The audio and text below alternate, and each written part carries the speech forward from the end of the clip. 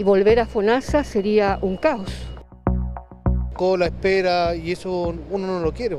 Sacaron plata de los bolsillos de uno, tienen que devolver en plata. En mi caso, que sean mejor en prestaciones buenas. Me descontaron dinero, entonces deberían devolver dinero. Preocupación en los usuarios de ISAPRE ante la posibilidad de un colapso en el sistema. Advertencia realizada por las mismas aseguradoras que calificaron de engaño la ley corta del gobierno para ejecutar el fallo de la Corte Suprema, que las obliga a devolver más de 1.400 millones de dólares a los afiliados por cobros indebidos.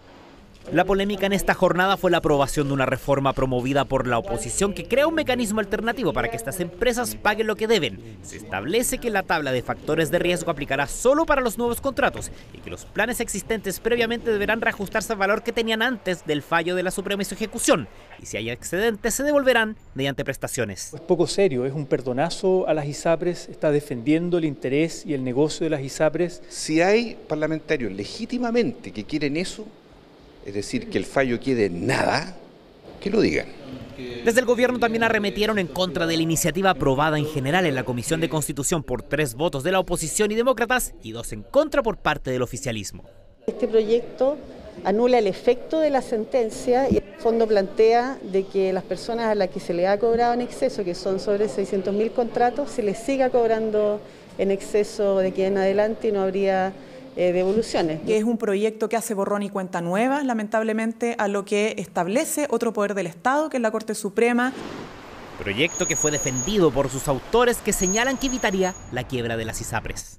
Y permite reajustar el precio base de los planes y valida la tabla de factores en el sentido que no haya discriminación por género y también por edad. Por eso el proyecto se basa en el principio de no discriminación. Que se pague el sobrepago de la prima a través de excedentes. ¿Qué quiere decir esto? O a través de medicamentos o a través de prestaciones de salud. Iniciativa que corre en un carril paralelo a la ley corta del gobierno en vísperas de que las aseguradoras expongan ante el Congreso su visión sobre la millonaria devolución a los usuarios.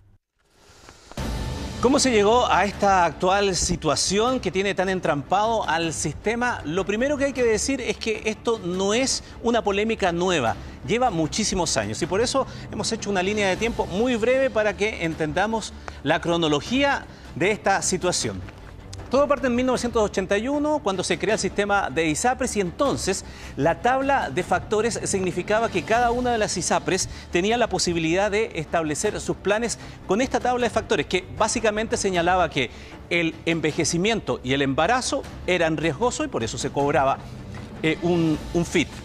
Bueno, entre el año 81 y el 2010 sucedieron 2 cosas que no están aquí, pero rápidamente les cuento. Por ejemplo, en el año 2005 se crea una ley en donde legalmente aparece la tabla de factores.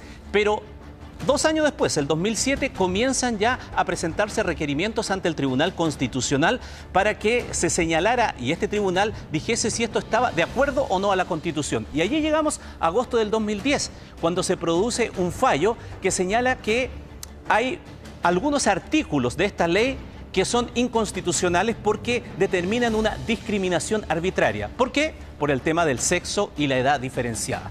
Pues bien, pasan 9 años, mientras comienzan a caer muchos de estos casos también en los tribunales de justicia, donde los afiliados reclamaban la misma situación. Y pasan 9 años para que la Superintendencia de Salud emita una circular que establece que ya no tienen que haber tantas tablas de factores, fueron muchísimas, cientos en realidad, sino que se debía aplicar una sola tabla única de factores. No que desaparecían los factores, pero que ya cada tabla de factores no tenía que tener 10, 15 o 20 tramos, sino que tenía que tener los tramos que la Superintendencia de Salud señalaba. Pues bien, en noviembre del año 2022, la Corte Suprema le da un corte definitivo a esta situación, producto de la cantidad de reclamos que había en el sistema judicial. ¿Qué es lo que hace esta resolución de la Corte Suprema?